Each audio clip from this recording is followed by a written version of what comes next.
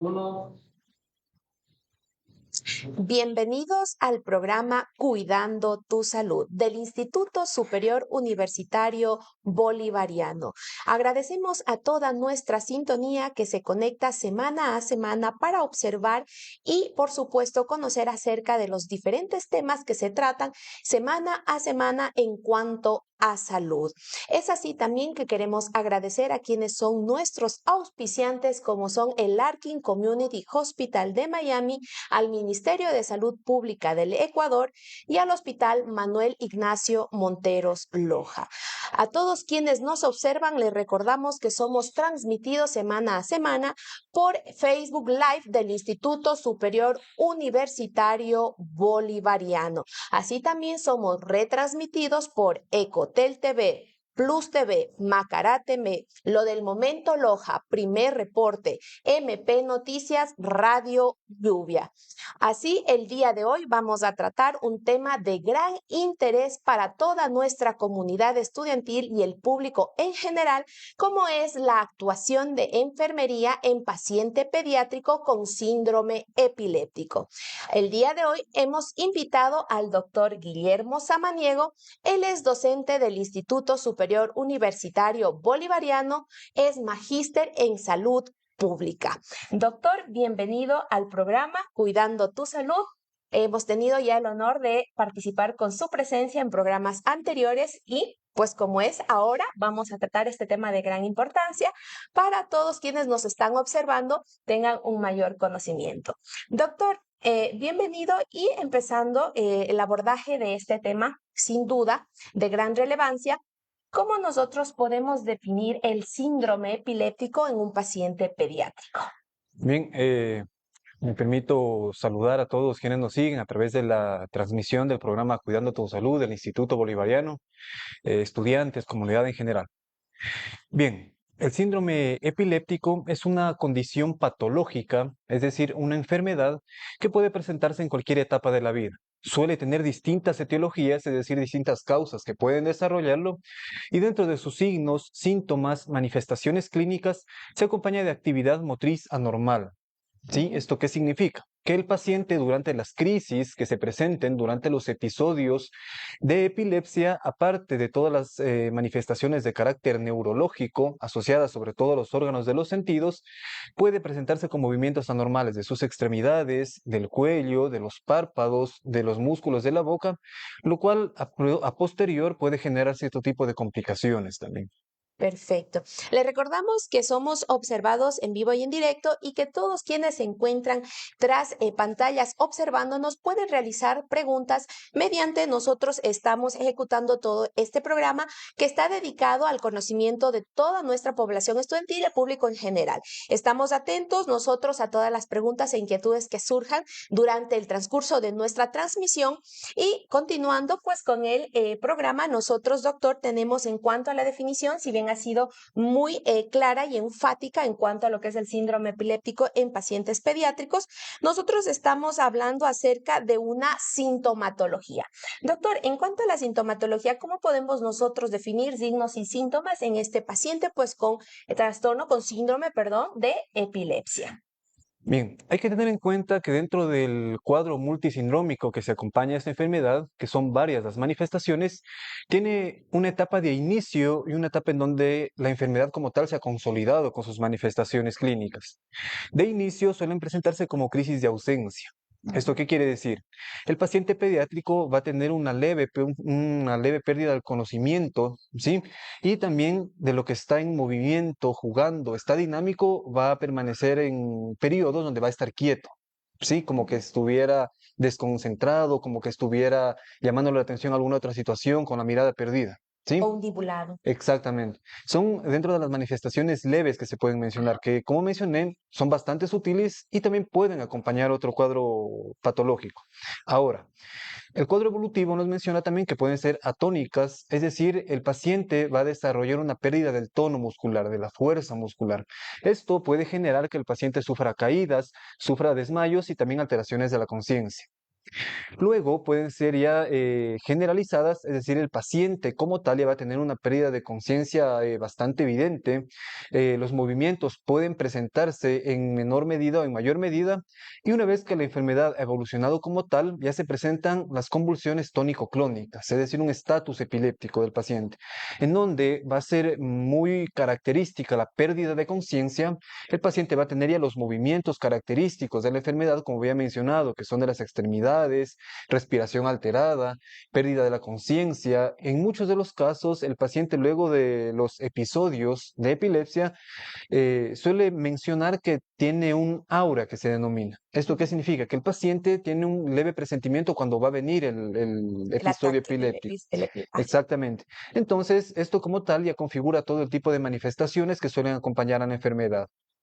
Perfecto. Le recordamos que somos Instituto Superior Universitario Bolivariano. Estamos ubicados en la ciudad de Loja, en las calles José Antonio Eguiguren y Bolívar, en pleno centro de la ciudad. Puedes venir y conocer nuestras instalaciones, las mismas que cuenta con laboratorios de vanguardia, con toda la tecnología a tu alcance y para tu aprendizaje. También estamos recordándoles que estamos ya en periodo de matrículas abril-septiembre 2023. Están nuestras puertas abiertas para que tú puedas venir, solicitar todo tipo de información que tú tengas. Cualquier duda te será despejada y estamos aquí ubicados en la ciudad de Loja. Te recordamos que el Instituto Superior Universitario Bolivariano te otorga títulos de tercer nivel. Somos categoría A. Doctor, continuando en cuanto a lo que es lo que tenemos ya el paciente con epilepsia, es un paciente pediátrico. ¿Nosotros cómo podemos en sí dar un tratamiento? Bueno, pues estamos hablando de que existen dos tratamientos, un tratamiento ambulatorio y un tratamiento en emergencia. Si bien cabe redundar, ¿cuál sería el tratamiento in situ en sí inicial que se haría en el paciente que está con un síndrome epiléptico infantil, obviamente, que es la etapa ¿no? de edad que estamos hablando? ¿Cuál sería el tratamiento in situ en sí que hacemos inicialmente en estos pacientes? Bien, para hablar de las medidas terapéuticas que se pueden tomar, siempre es importante tener en cuenta la etiología. La epilepsia en los niños suele desarrollarse por diversas causas, y también hay que tener en cuenta que en los niños esta suele ser no refractaria en algunos casos y no recidivante. ¿Esto qué quiere decir? Que suele con la medicación resolverse, no volverse a presentar para toda la vida, pero en algunos casos ya suele instaurarse de manera patológica. Dentro de las causas que podemos mencionar en este momento, por ejemplo, son las infecciones.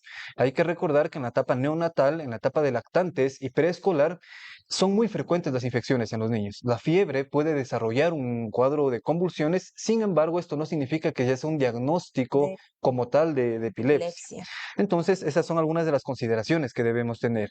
Ujú. Ahora, aparte de las infecciones, también lesiones cerebrales, por ejemplo, por traumatismos previos, lesiones cerebrales producto también de la infección, o también anomalías congénitas, ¿sí? Que si bien en el momento del alumbramiento o en la etapa posterior al acostumbramiento neonatal, no suelen presentarse manifestaciones, sin embargo, luego se asumen que podrían ser por un daño netamente congénito, es decir, de nacimiento. Bien, una vez que tenemos ya estipulado toda la causa, el inicio, la etiología, se puede instaurar un tratamiento. Por citar un ejemplo, en contexto epidemiológico, local sobre todo, se conoce que la mayoría de casos de epilepsia que se desarrollan son producto de la neurocisticercosis, ¿sí? Ujú. Justamente por las alteraciones en el consumo de agua, que no es de una calidad aceptable, podemos mencionar, para el consumo humano, y también por el tipo de alimentación de las personas. Entonces, en este caso, ya teniendo toda esta gama de posibilidades que pueden desencadenar la enfermedad, pues dentro de los fármacos se estima la fenitracina, ¿sí? Topiramato, carbamazepina, que son algunas de las medidas terapéuticas farmacológicas que se encuentran de primera mano en nuestro medio.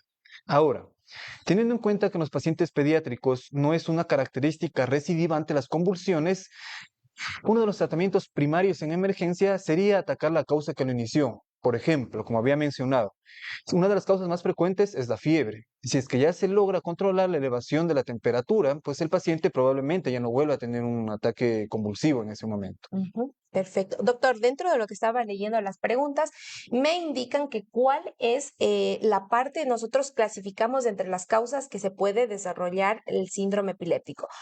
¿Hay causas que son resolutivas o causas que son permanentes? ¿Cómo sería ahí nosotros definir las causas de etiología? ¿Hay causas que se puede resolver y se puede en sí, es lo que nos preguntan, se puede resolver la crisis epiléptica y que nunca más aparezca? Sí, en algunos casos suelen no ser recidivantes. Sin embargo, con una buena instauración terapéutica, con un buen control del equipo de salud, porque hay que recordar que es una enfermedad multifactorial, multietiológica, por lo tanto requiere un estudio extenso por parte del paciente, de múltiples profesionales de la salud.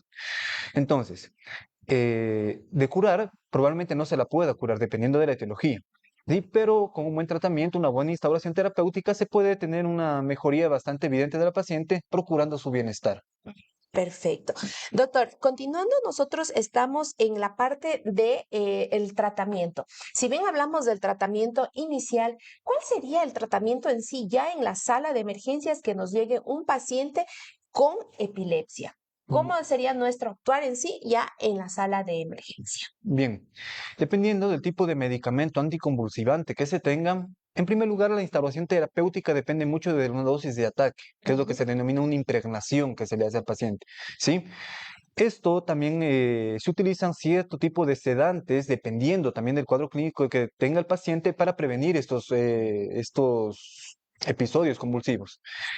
Es importante prevenir una etapa refractaria justamente por el daño que suelen producir en los pacientes, que ya Ujú. vamos a tratarlo más adelante. Ahora, Perfecto.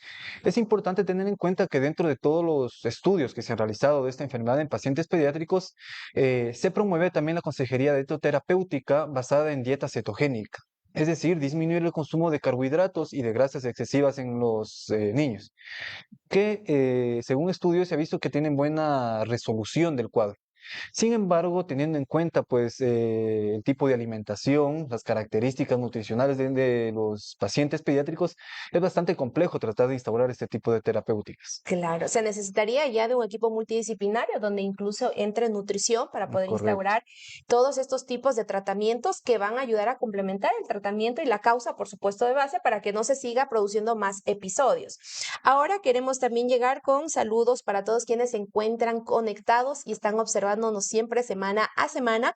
Es así que damos un saludo cordial a Patti Guaya, Alexandra Lapo, Camila Alejandra Zarango, quienes están siempre atentos, Elizabeth Pinta, Stephanie Aguilar. Gracias siempre por estar atentos a nuestro programa, por realizarnos las diferentes preguntas para ustedes poder despejar sus dudas y poder aclarar conocimientos. Les recordamos que somos Instituto Superior Universitario Bolivariano. Estamos ya en periodos de matrículas abril-septiembre 2023. Otorgamos títulos de tercer nivel en enfermería. Así también ya para este nuevo año se está ofertando lo que son las maestrías de cuarto nivel. Toda la información puedes adquirirla a través de nuestra página www.tbolivariano.edu.es, así como también puedes venir a nuestras instalaciones y pedir toda la información que tú necesites para poder ser parte de nosotros del Instituto Superior Universitario Bolivariano, ubicados en la región sur del Ecuador, en la ciudad de Loja. Doctor, si bien continuando con nuestro programa, que tengo algunos mensajes ya de algunos eh, observadores que están viendo, observándonos semana tras semana, nos indican que cuáles serían las complicaciones de este proceso de epilepsia. Bien, teniendo en cuenta que es un cuadro que se presenta de manera abrupta, ¿sí? Una de las complicaciones frecuentes que se puede presentar es que cuando el paciente tiene el episodio convulsivo, ¿sí? Suele tener una caída de su propia altura. Esto Ujú. podría generar un trauma en distintas partes del cuerpo, sobre todo en la cabeza. Sí, entonces es un cuadro de bastante cuidado. Es un paciente que preferiblemente no debería estar solo en la Solo. mayoría de casos, Ujú. ¿sí? Otra de las complicaciones es que siendo pacientes que se encuentran con movimientos anormales, se podría decir, en el cuerpo, ¿sí? No controlados, En algún momento, sí, puede presentarse el ataque mientras el paciente esté bebiendo algún líquido, puede estarse alimentando. Entonces, esto podría generar una broncoaspiración. Sí, que los alimentos vayan a la vía respiratoria, esto podría producir una neumonía, una asfixia y podría ser también un cuadro de mucha gravedad para el paciente. Ahora, dentro de las complicaciones, también en los pacientes pediátricos, por el hecho de una etapa de medicación a larga data, sí, en ellos también suele estimarse como complicaciones los efectos secundarios que pueden producir los medicamentos, los anticonvulsivantes. Sin embargo, estimando el riesgo-beneficio, sí, es mejor tener al paciente con una instauración terapéutica y no que sean consecutivos los episodios epilépticos. Doctor, en cuanto a nosotros en este tema muy importante, ¿cuáles serían antes, no? De pasar a las siguientes preguntas, ¿cuáles serían los exámenes complementarios en sí que se le haría o se le indicaría al paciente que tiene un síndrome epiléptico? Bien, teniendo en cuenta que es una enfermedad, una patología con características multifactoriales, Ujú. de inicio se podría realizar un hemograma, ¿sí? Para conocer si es que el paciente de pronto puede tener una infección silente, ¿sí? Una química sanguínea, valorar también las cifras de las enzimas hepáticas, función renal, que también sería importante valorar en el paciente, aunque también se estima, dependiendo pues de la disponibilidad de recursos, también realizar una punción lumbar. ¿Por qué? Suelen haber ciertos trastornos con afectación neurológica a expensas de un daño orgánico como tal. Entonces, esta característica también podría darnos una presunción diagnóstica, ¿sí? Y basarnos también en los exámenes para poder ayudar al paciente, para poder tener ya un diagnóstico con más certeza. Perfecto. Doctor, haciéndonos, estoy revisando los comentarios y bueno, nos preguntan cómo nosotros podemos actuar en caso de que un paciente se presente de repente, fortuitamente, con un estatus epiléptico. Me refieren, me lo encontré en el bus. ¿Cómo podemos nosotros actuar de una manera inicial? Porque muchas de las preguntas también incluso es que suelen hacer, ¿cómo actúo? ¿Lo volteo? ¿Lo pongo? ¿Es correcto que yo le ponga una correa? ¿Qué hago? Entonces, ¿alguna sugerencia en cuanto a prestar primeros auxilios? Y por supuesto, como sé decir, si conocemos, prestamos auxilios, no pecar por desconocimiento, ¿verdad? Porque a veces queremos nosotros prestar ayuda, pero más bien causamos daño. Entonces, si no tenemos un conocimiento, mejor pedir inmediatamente a emergencias que nos presten ayuda y si es que los tenemos los conocimientos que para eso nos estamos formando, estamos bien observando este programa y por supuesto quienes nos observan, la mayoría también son estudiantes y están en proceso de formación. Me preguntan eso, doctor, ¿cómo sería su sugerencia en cuanto a eso?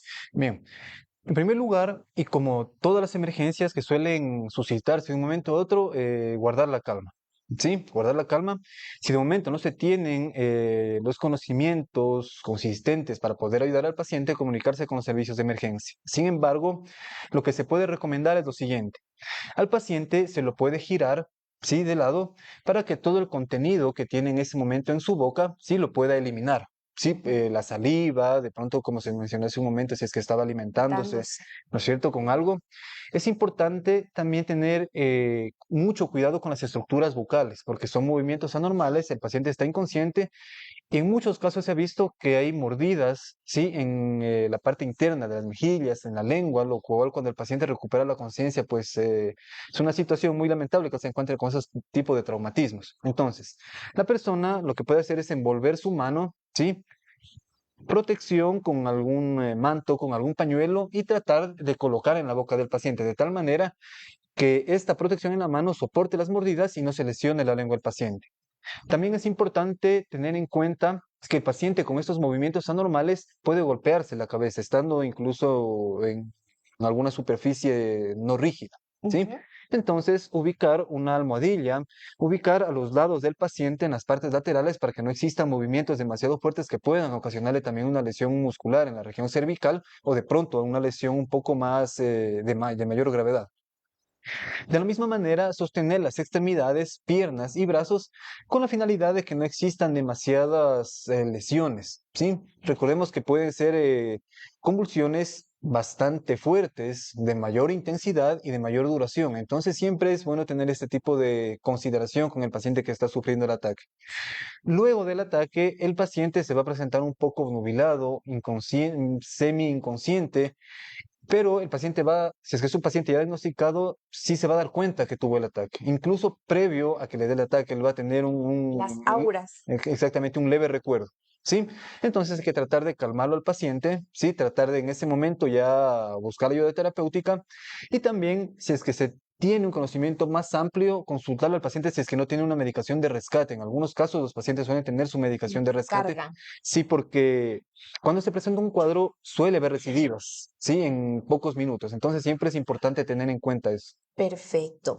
Damos un cordial saludo a todos quienes se encuentran observándonos, como son Gloria Aguirre, Janet Moreno, Heidi Pérez, Silvia Pulla, Emanuel Quispe, María del Cisne González, Silvia Fernanda, Alejandro Ocampo, Paulina, Anabel, Estefanía Oviedo y todos quienes están observándonos. Gracias y por todos esos saludos, por todo el aprecio que se nota y nos envían en todos nuestros comentarios. Nos dicen que es un excelente programa. Gracias por compartir sus conocimientos con nosotros. Nos refieren, aquí están saludándonos Samantha Carolina, Diana Leo. Doctor, con el programa que estamos haciendo, pretendemos que todos nuestros estudiantes y quienes nos observan, la comunidad en general, aprendan y adquieran ese conocimiento poquito mínimo, pero que les va a ser de gran utilidad. No estamos exceptos de que en algún momento pueda suscitar algún tipo de estas patologías y nos asustamos, ¿no? Y como usted bien dijo, guardar la calma. Doctor, ¿cuál sería la actuación de enfermería en cuanto a un paciente con el síndrome epiléptico? Bien. Hay que tener en cuenta que por las características, amplias características que hemos mencionado de esta enfermedad, tiene que ser un equipo de salud, ¿sí? La atención integral. Eh, Dentro de lo que corresponde a enfermería, es muy importante mantener un monitoreo constante del paciente, si es que, sobre todo si es que es un paciente que se encuentra hospitalizado. ¿Por qué? En muchos de los casos suele haber una resistencia a las dosis habituales del medicamento, ¿sí? Puede ser que el medicamento ya no sea tan efectivo. Dentro del claustro hospitalario es importante mantener las debidas medidas de protección para el paciente. ¿Por qué? En las barandillas laterales, por ejemplo, de las camas de hospitalización, es importante utilizar protectores, es importante tener a la mano un protector de lengua para el paciente, es importante que el personal de enfermería esté muy pendiente si es que existe un episodio epiléptico para que pueda movilizar al paciente y sobre todo para que pueda instaurar una dosis de ataque de los anticonvulsivantes. Por lo tanto, la atención debe ser integral. Sí, con los especialistas, habíamos mencionado también nutrición, personal de enfermería y también pues se requiere cierto tipo de asistencia psicológica para la familia. ¿Ya? Entonces, es importante siempre mantener este tipo de medidas. Ahora, dentro también del ingreso hospitalario, si es que se adaptan medidas, como había mencionado, de consejería dietoterapéutica, siempre es importante también prestar la información necesaria e información correcta a los familiares del paciente en este caso, ¿sí? Para que estas medidas puedan darse con un cumplimiento estricto, ya una vez que el paciente sea dado de alta, y también en los posteriores controles de evolución del paciente. Perfecto. Recalcando, doctor, que el especialista que trata a estos niños puede ser el pediatra conjuntamente con el neurólogo o en su caso hay subespecialistas que son neuropediatras, ¿verdad? Entonces, todo este tratamiento también que se instaura en este paciente pediátrico es el conjunto de un equipo multidisciplinario. Neuropediatra, neurólogo, pediatra, estamos hablando de enfermería, estamos hablando de medicina general, psicología, nutrición y todo un equipo para que este niño, este paciente, pueda tener un buen tratamiento y que por supuesto siga su calidad de vida de una manera óptima sin llegar a algún tipo de repercusión o complicación. Es así, doctor, que nosotros vamos ya en posterior a dar paso a nuestros docentes que ya se encuentran en laboratorio listos para darnos la clase, la práctica del laboratorio en cuanto a lo que es el síndrome epiléptico. Estamos listos y damos paso a nuestros docentes.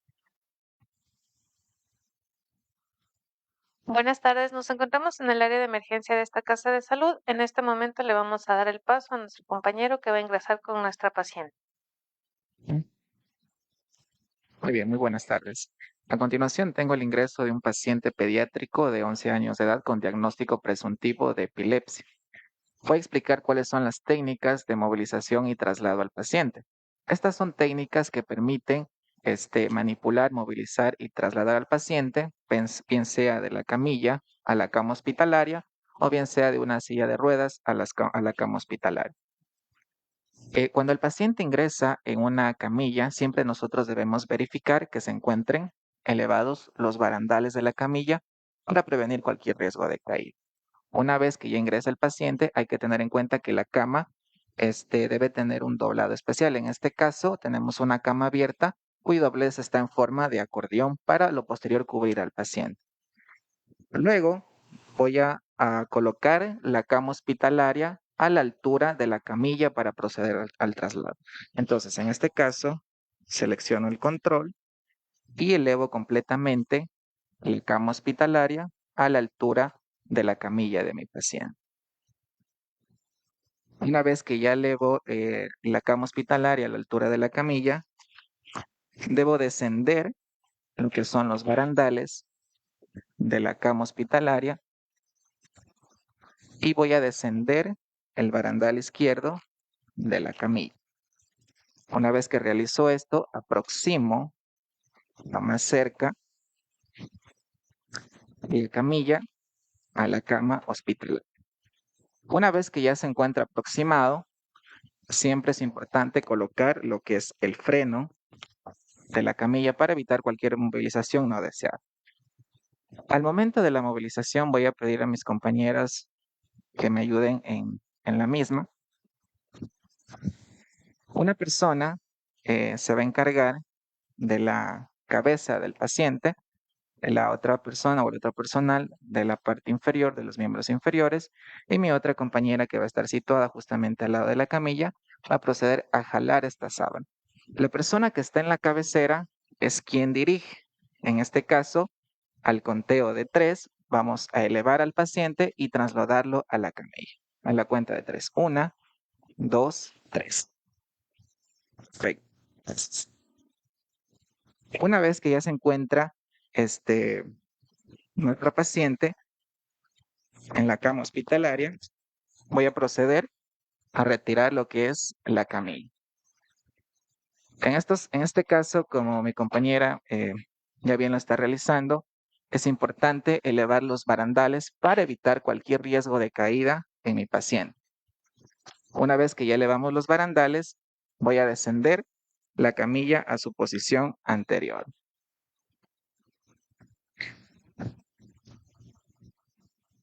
Una vez que mi paciente ya se encuentra a una altura adecuada, ya se encuentra cómoda, voy a proceder a controlar lo que son las constantes vitales de mi paciente. Voy a proceder a controlar con el monitor lo que es los diferentes parámetros vitales, como son tensión arterial, frecuencia cardíaca, temperatura y saturación de oxígeno.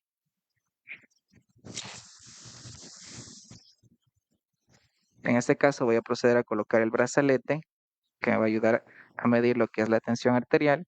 Me voy a colocar 3 dedos por encima del plexo del codo, localizando lo que es el pulso braquial.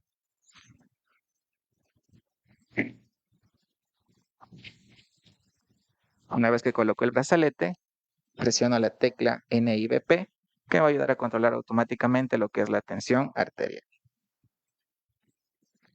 Y voy a proceder a colocar el saturador de oxígeno.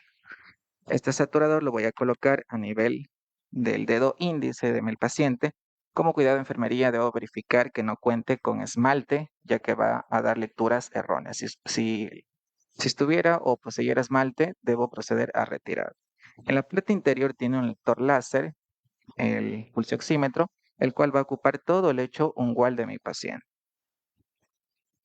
Una vez que ya tengo conectados estos dispositivos a mi paciente, debo realizar o verificarlos en el monitor. En este caso, lo que podemos observar, nuestro paciente se encuentra desaturando, se encuentra con una saturación de 88%, que quiere decir que se encuentra con una hipoxia moderada.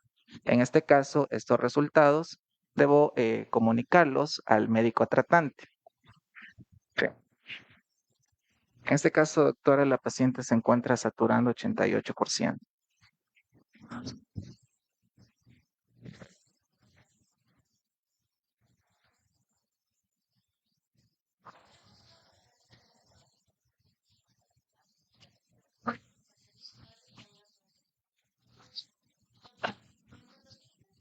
Madre indica que hace aproximadamente cuenta a su niña en su cuarto con movimientos, los pasos de sus miembros superiores como actividades.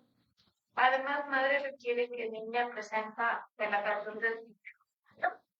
Posteriormente a esto, la niña presenta más o menos las actrices de una un minuto. Seguido de esto, niña se despierta, que queda inconsciente, según lo que es una niña se despierta, y en el momento que se despierta, la niña presenta llanto infantil. Cuando sucede esto, madre también indica que en el momento de la que su niña presenta desviación de la mirada hacia el lado. En este momento se le ha valorado a la paciente y la paciente indica que tiene un dolor a nivel de los y comía, presenta parálisis también, por lo que la niña no puede caminar, tomen fuerza disminuida.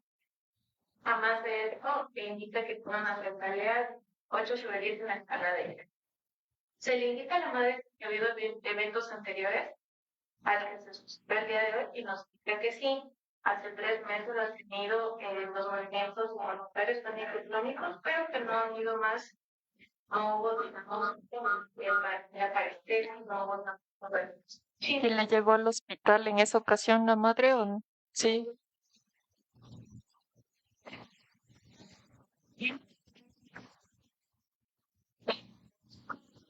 No significa que tienen nódulos a nivel temporopapilar derecho.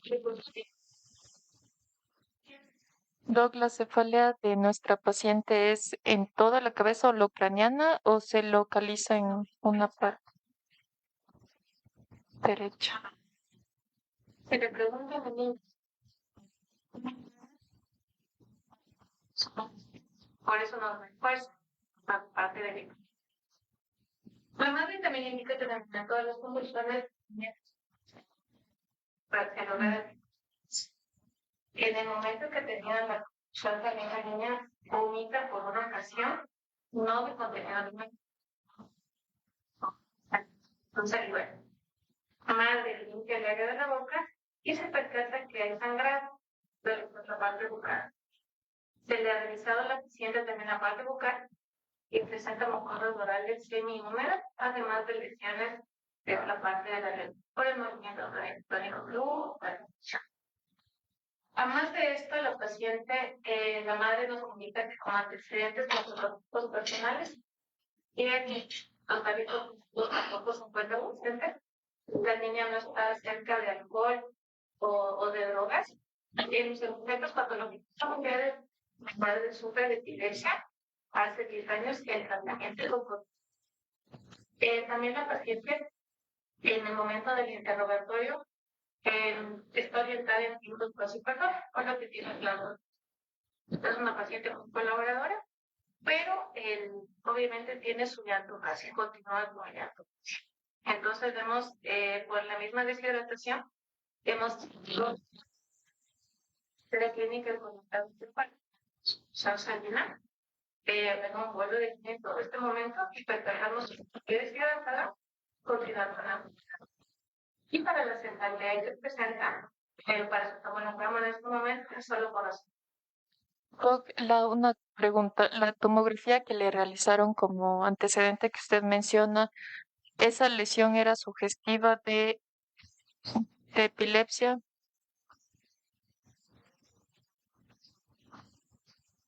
Ahora sí, que ella no habla. Y estas lesiones tal vez se asociaron con neurocisticercosis. Es, es,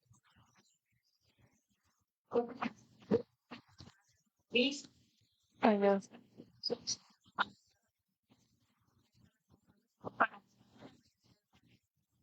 Que sea la causa de las convulsiones. Perfecto.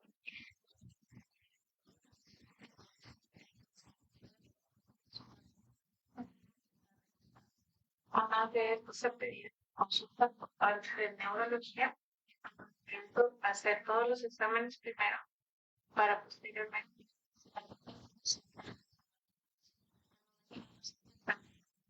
álgica o la misma cefalea. Entonces estamos esperando que las indicaciones usted las cambia, las mantiene para continuar ya con el procedimiento de las intervenciones realizadas. Perfecto. Muchas gracias, doctora.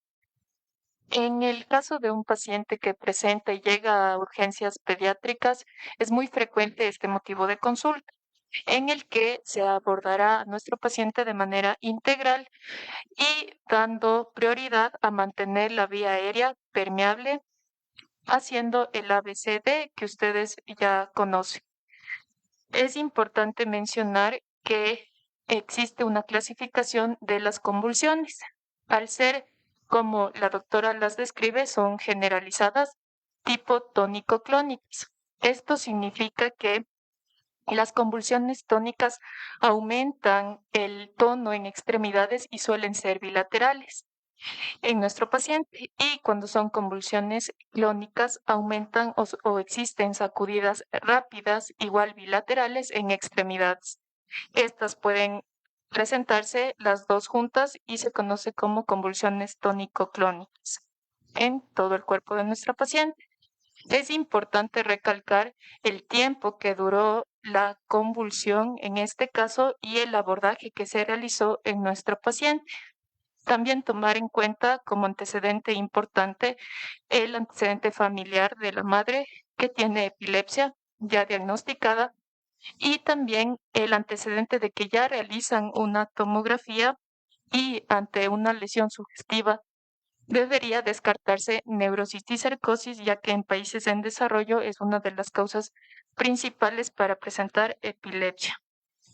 Pero también, como existen muchas causas, hay que descartar infecciones tanto en el sistema nervioso central en nuestro paciente y realizar posteriormente exámenes de laboratorio y, si es necesario también, y si el neuropediatra así lo ve pertinente, realizar un electroencefalograma. Vamos a empezar dando un cuidado y una intervención tanto de médicos como de enfermería, que es el ABCDE. El A, como ustedes ya conocen, mantener la vía aérea permeable. Nuestra paciente está con un Glasgow 15-15. Si estuviera inconsciente, se realizaría una aspiración de secreciones y se colocaría una cánula orofaringea. Vamos a asegurar la buena ventilación en nuestra paciente, que es la B, administrando oxígeno para lograr una saturación mayor del 95%. Posterior a eso, la C va a ser canalizar muestras y también verificar pulsos periféricos en nuestra paciente que se encuentran presentes de lo que ya nos comentó la doctora. Además, también realizar una adecuada valoración neurológica de nuestra paciente. Ella está despierta, está en compañía de su madre, que está en todo momento. La apertura ocular es espontánea. Alexandra, soy la doctora Sara. Te voy a pedir un favor. ¿Puedes levantar tu mano izquierda? Perfecto, obedece órdenes. ¿Cómo te sientes? ¿Te sigue doliendo la cabeza? ¿O ya te pasó? Persiste la cefalea, por lo que el Glasgow de 15/15 se mantiene en nuestra paciente. Posterior a eso, en el caso de que la temperatura saldría alterada y existiera una hipotermia, hay que cubrir a nuestra paciente, pero ese no es el caso. Entonces, vamos a administrar oxígeno por cánula nasal. Correcto.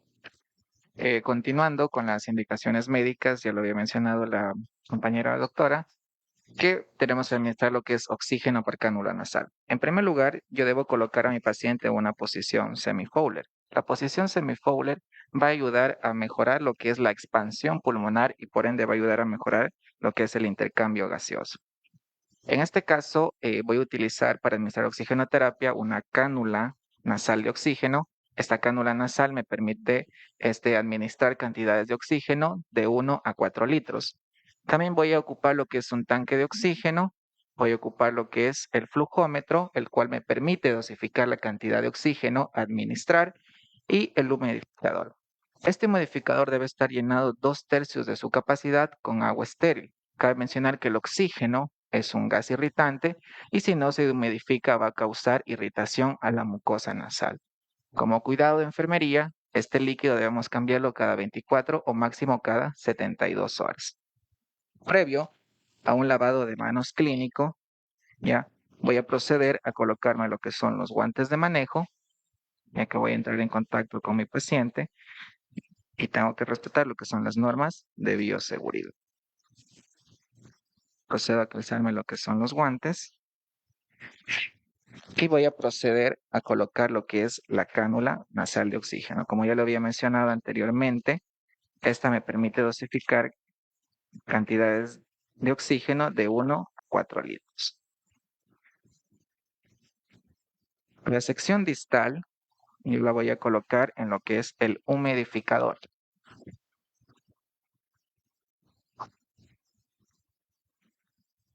Se va a conectar y luego sí coloco la cánula en las narinas de mi paciente.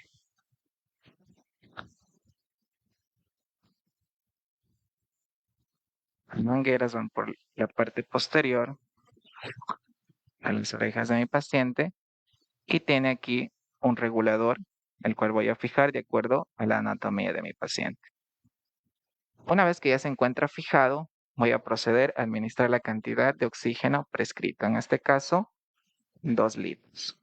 Voy a mencionar que el oxígeno se considera otro tratamiento farmacológico, es por ello que se debe respetar lo que es la dosificación. Perfecto. Una vez ya colocado la administración de oxígeno, vamos a ir al paso C, que es la canalización de muestras sanguíneas, en las que se va a dar prioridad a buscar una infección que pueda causar estas convulsiones. Es importante obtener muestras de tanto biometría hemática, serie hemática, tanto blanca como roja y plaquetas, y además en la química sanguínea para realizar una adecuada valoración de electrolitos de la glucosa de nuestro paciente, pero sí es necesario también que hasta que se obtengan esos resultados, realizar posteriormente una glicemia a la paciente capilar, porque en muchos de los casos las convulsiones se dan por una hipoglicemia. En ese caso, informar al médico para que dé el medicamento. También toca seguir con las indicaciones de administrar el bolo y el paracetamol de la doctora, y además, en caso de que se vuelva a producir una convulsión, es importante colocar las benzodiazepinas, son el tratamiento de primera elección. En este caso vamos a colocar diazepam 0,3 ml kilogramo de 3 a 4 minutos por 2 ocasiones.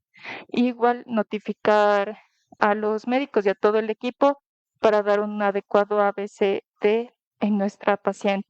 Hablé con el neuropediatra y ve conveniente que posterior a esos cuidados y ya obteniendo los resultados, se va a realizar un electroencefalograma. En ese caso, se notificará y se prepara a la paciente para este procedimiento. Correcto. Muy bien, gracias. Gracias. Ya. Continuando con las indicaciones médicas, como ya lo había mencionado, se indica canalización de una vena venosa periférica y extracción de muestras sanguíneas. La canalización de una vía venosa periférica es un procedimiento invasivo que me permite un acceso continuo al sistema vascular del paciente. Esto con fines diagnósticos o con fines terapéuticos. ¿Cuáles son los materiales que yo voy a utilizar para una canalización de una vía venosa periférica? En primer lugar, es el catéter. En este caso, como es un paciente pediátrico, voy a utilizar un catéter número 20 o 22. Voy a ocupar también la solución de hidratación parenteral. Voy a ocupar lo que es el equipo de venoclisis, guantes de manejo y también voy a ocupar lo que son los esparadrapos para la fijación. Y también necesito lo que es el antiséptico, en este caso alcohol a 70 grados, y también lo que son las torundas para hacer la respectiva asepsia. En primer lugar, voy a conectar lo que es la llave, lo que es el equipo de venoclisis a la solución de hidratación. Antes de conectar, yo debo aproximar lo más cerca la llave de flujo o la llave de paso a la cámara de goteo. Una vez que aproximo lo más cerca, debo cerrar la misma. Una vez que se encuentra cerrada, retiro el capuchón y procedo a conectar en la solución de hidratación. Una vez que ya se encuentra conectada, coloco la solución en el portazuelo.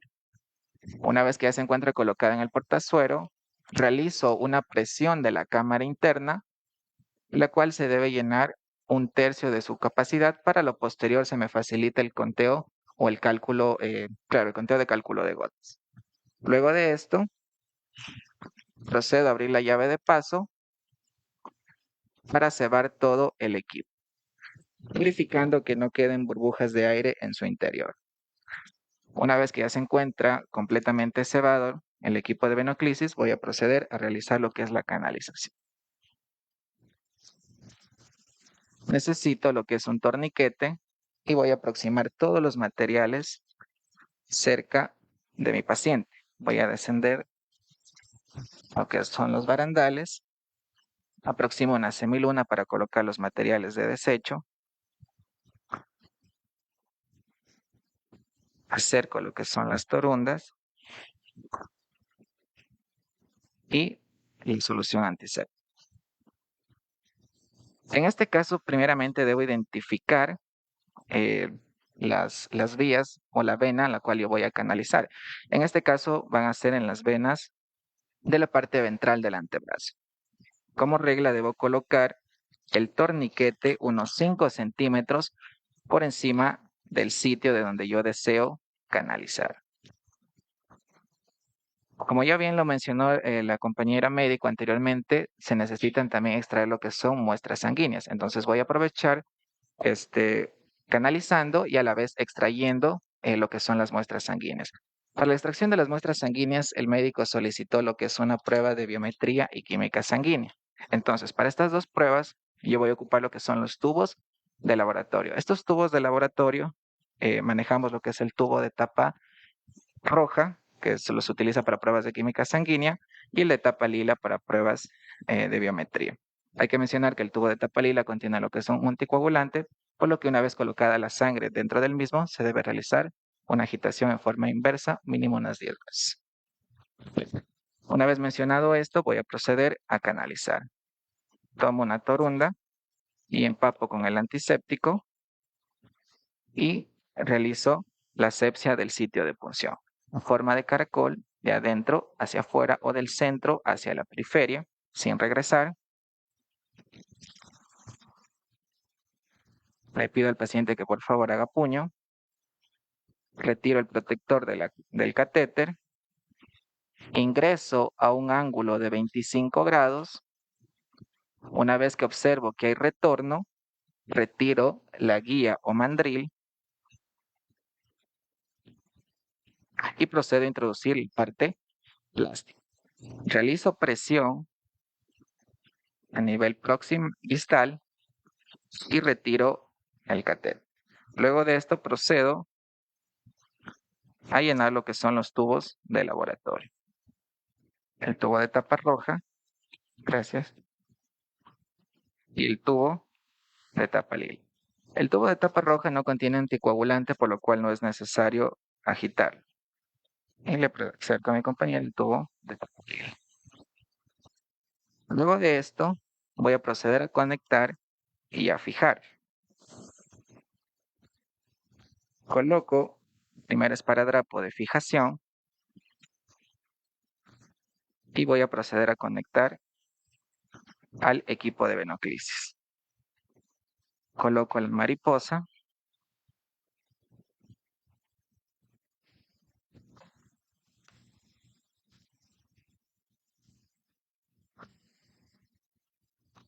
Y el segundo esparadrapo de fijación. Perfecto. Estas muestras recolectadas se deben enviar al laboratorio para su análisis. Y posterior a ello procedo a clasificar y a desechar todos los materiales que he utilizado durante el procedimiento. Continuando con los procedimientos que corresponden para nuestra paciente, debemos recordar que como prescripción médica, en cuanto a lo que es el tratamiento farmacológico, se encuentra paracetamol, ya que nuestra paciente refiere cefalea. Entonces, vamos a aplicar paracetamol 1 gramo para poder aliviar este dolor que presenta nuestra paciente. En este caso tenemos el paracetamol intravenoso 1 gramo.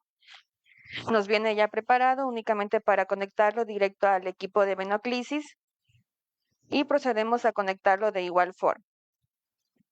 Siempre es importante, previo a la colocación de algún medicamento en nuestro paciente, aplicar siempre los días correctos y verificar en la historia clínica, asimismo comprobar la identidad de nuestro paciente para evitar los errores que se puedan producir por esto. Sí.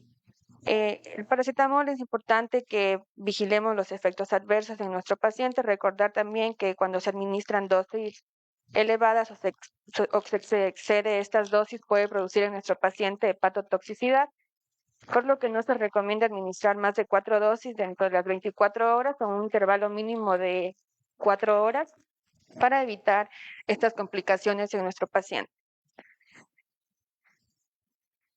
Nuestra paciente, en el momento que se le canaliza, también se le coloca lo que es la llave de 3 vías, lo que nos va a facilitar la manipulación de esto y poder administrar simultáneamente la hidratación de nuestra paciente conjuntamente con lo que es el analgésico que se encuentra ya prescrito. Conectamos a la válvula del paracetamol y realizamos la homogenización de lo que es el equipo de venoclisis en la parte del tubo. Una vez que ya hemos llenado toda esta parte, procedemos a elevar el medicamento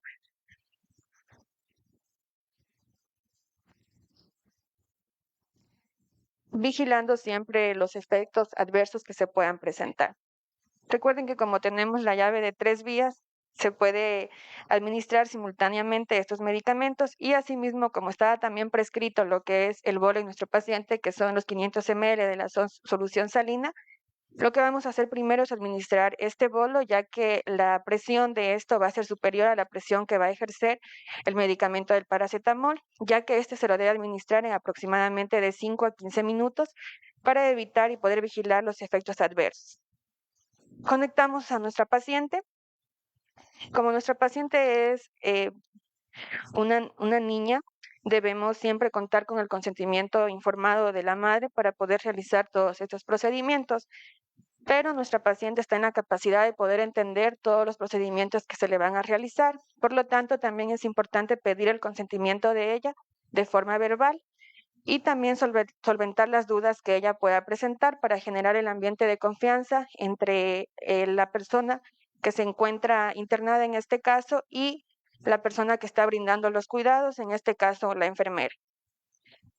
Una vez que ya hemos administrado los medicamentos que corresponden a nuestra paciente, también se encuentra prescrito realizar, calcular o verificar cómo se encuentra nuestra paciente en cuanto a lo que es la glucemia capilar.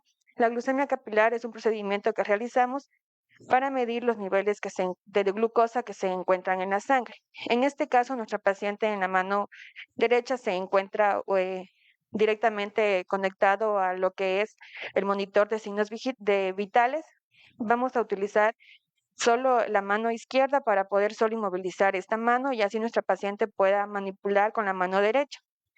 Para realizar este procedimiento necesitamos el glucómetro, que es el dispositivo electrónico que nos va a permitir cuantificar estos niveles de glucosa. Asimismo, es importante verificar que este se encuentre funcional.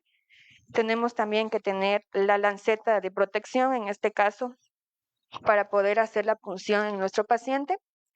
Y asimismo la tira reactiva, que contiene el microchip en el cual vamos a colocar lo que es la muestra sanguínea, que es una gota de sangre que la extraemos a través de un capilar. Para ello también necesitamos realizar la limpieza de la zona. En el caso de los niños es importante realizar el lavado de manos ya que ellos al estar en contacto con dulces se puede producir lo que se llama dedo azucarado o dedo dulce, y por lo tanto lo que va a ocasionar es que los niveles de glicemia se encuentren alterados, en este caso elevados. En el caso de que no se pueda realizar el lavado de manos, se puede realizar la limpieza con una torunda con alcohol, pero no podemos utilizar en ningún caso un antiséptico, ya que podría alterar los resultados también de lo que es la glicemia capilar. Utilizamos la torunda, explicamos siempre el procedimiento a nuestra paciente, ya que vamos a ocasionar una pequeña molestia porque vamos a hacer una pequeña punción. Prendemos el glucómetro y también utilizamos la tira reactiva. En el momento que conectamos la tira reactiva, automáticamente el dispositivo nos va a pedir lo que es la gota de sangre. ¿Cómo obtenemos la gota de sangre a través de nuestro paciente? Podemos utilizar todos los dedos de la mano, pero siempre vamos a hacerlo de forma lateral a la yema de ellos. ¿Por qué no lo hacemos en el centro? Porque en el centro es más doloroso. Podemos también borrar lo que es la huella digital de nuestro paciente y queremos evitar todo eso. Entonces, siempre en los laterales, y para favorecer lo que es el flujo sanguíneo de nuestra paciente, podemos realizar un masaje desde la base del dedo hasta la punta del dedo, ¿sí? Favoreciendo lo que es el flujo sanguíneo. Una vez que ya hemos realizado esto, realizamos la limpieza de forma circular o técnica de barrido también. Procedemos a quitar la seguridad de la lanceta. Hacemos una pequeña presión.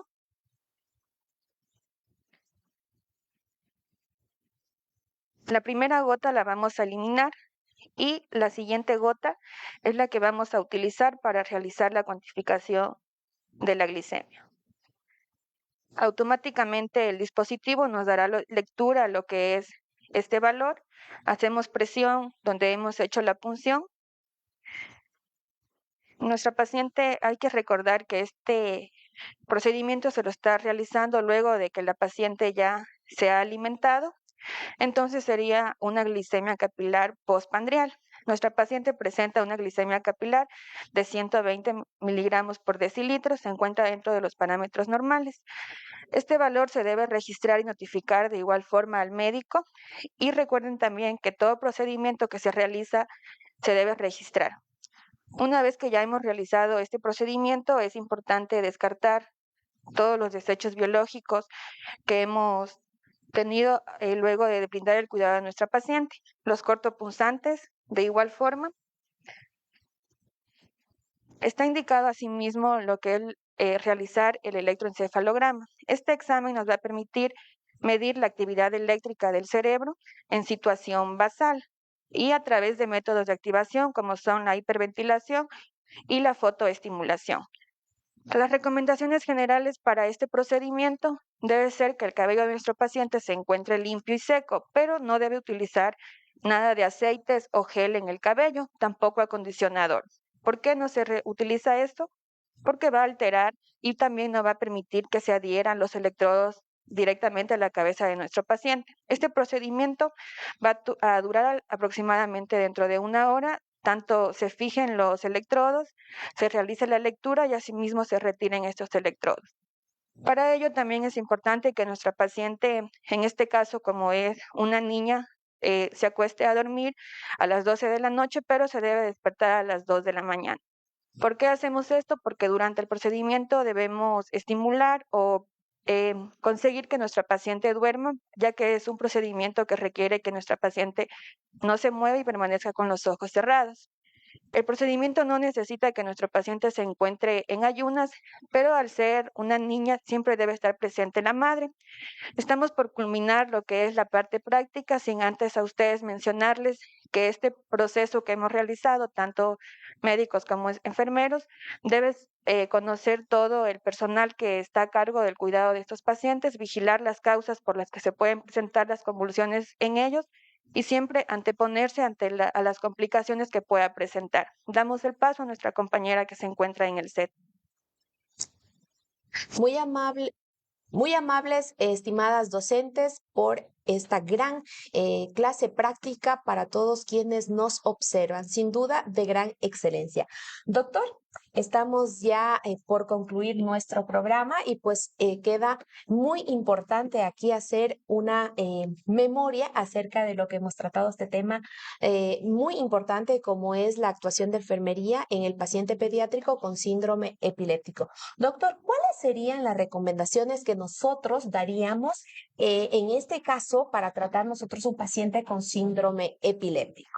Bien, como hemos visto durante la práctica que han realizado compañeros docentes, es importante realizar una reflexión crítica.